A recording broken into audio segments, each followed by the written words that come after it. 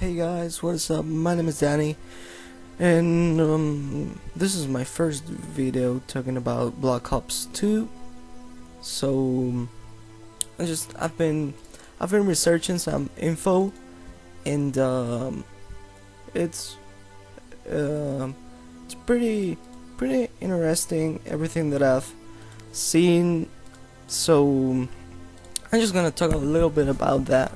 And well, first of all, I'm gonna say that I'm gonna make a video for the campaign. That's what I'm gonna talk about in this video.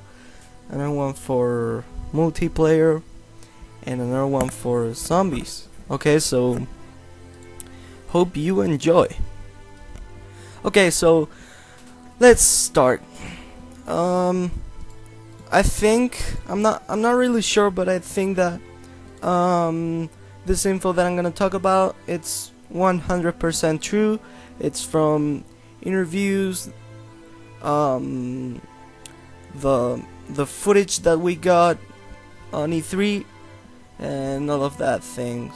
So okay, first of all, I have to say that we're gonna talk about two modes: the campaign and then Strike Force. And I mean, Strike Force, I'm not really sure. I don't know if it will be or if it won't, but I think that Strike Force will be inside the campaign of Black Ops 2. But let's start it. So sorry for my reading. I'm not really good at reading. Well, it depends on how my day is. I'm having a pretty good day, so I hope. All of this was written by me. Okay, so I did a summary of all this info I got. So the single player campaign will feature two connected storylines, one set in the 1980s and the other one in 2025. Okay, that's okay, right? The protagonist of Black Ops, Alex Mason, returns as the protagonist in the Cold War section. You all know Alex Mason. You can watch it on the screen if you don't know who he is. Where he will be fighting in wars for the United States in the Cold War. Pretty normal stuff. Alex Mason did fight in Black Ops. Why wouldn't he fight in Black Ops 2? It's a sequel. Okay, so the next thing that I'm gonna talk about, I don't know how is it, but I'm gonna say a couple of things. So this section of the game, we'll see the rise of the game's primary antagonist, Raul Menendez. So this guy is from Cuba, I think. So okay, we're in the 1980s. We see the rise of the antagonist, Raul Menendez. You can watch it on the screen. Okay, let's see. Let's think a little bit. In the 1980s, Raul Menendez should be like 30 years, or I don't know, or 40, and we're talking that then he will be in the 2025 section of the game. So how old will Raul Menendez be in 2025? Will he be 80 years old or something like that, right? He should be that age. But we will see November the 13th. That's the only thing that I can say for now, for sure, because they may even change the game if they want to. Okay, so then Mason's friend Frank Woods will also return and narrate the story into the 2025 section of the game. This is a thing that I really liked when I saw the trailer. I saw Frank Woods and I was shocked, because you know, I liked Woods a lot, but I've seen that there was on the computer that you could, in the menu of Black Ops, when you got up of that chair and you went to a computer that was there, you could type in something and it said Woods is alive, right? But I didn't know, so I don't know. I expect that they tell us how he survived, because I have no idea, because he broke a window and he fell and a grenade exploded in his face. It's crazy. Okay, so let's continue.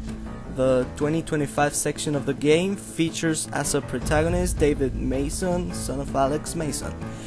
A Cold War has broken out between China and the United States after China bans the export of rare earth elements following a cyber attack that cripples the Chinese stock exchange.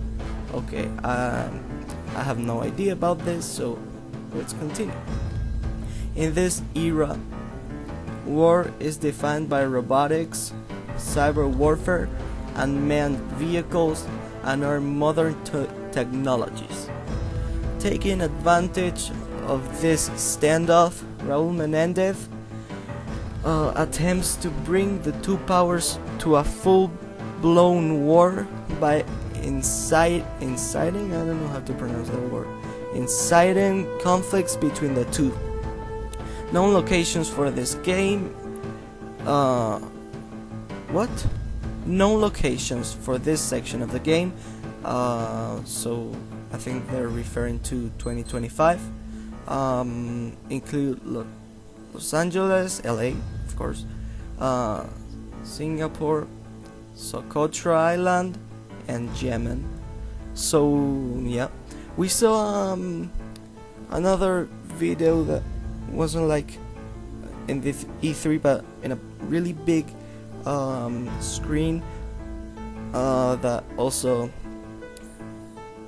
what country was it? Angola, I think, and Woods was there riding the horse. That's you. You can see it on screen. Everything that I talk about, you can see it on the screen. And I'm doing things with my hands. I'm like this big screen, and I'm doing the size with my hands, and it's like you can't see me. Why am I doing this? Well, okay, now Strike Force. So Black Ops 2 will be the first Call of Duty video game to feature branching storylines. I like that a lot, in which the player's choice affects both the current mission and, in turn, the overall course of the story. That is great. The game will feature special Strike Force missions that are offered as a choice to the player during the campaign. Choosing one of the missions locks out the other unless the player begins a fresh campaign, and that, I think the Strike Force missions are a great idea. You know, controlling a whole army. I think that you can get into a quad rotor, into one of those tanks, even a guy, one of those guys with those pretty cool guns. Incredible. Okay, Strike Force missions allow the player to control a number of different war assets, such as unmanned aerial vehicles, jet fighters, and robots. If the player dies in a Strike Force mission, the campaign continues recording that loss, as opposed to letting the player load a previously saved checkpoint. I didn't understand that. Let's. The player's progress in the Strike Force missions may go on to change even the plans of the story's antagonist Raul Menendez. By the end of the game, the player may have changed the result of the new Cold War, and the player will be shown what could have gone differently. Okay, about this. this for YouTubers such as me, this is gonna be difficult because probably most of us, me, I'm one of those. I would like to show every single detail about the campaign. That means that I'm gonna have to play it, I don't know, 5-10 times, whatever it is, you know. And but if it's that fun, the campaign, I don't mind, seriously. So okay, how many time was that? Ooh, almost 10 minutes. That's great. Yeah, more than 10 minutes actually. So I hope you like it, and you'll find more info about zombies and multiplayer in my 2 next videos that I do about this, because I have Resident Evil. So yeah guys, bye.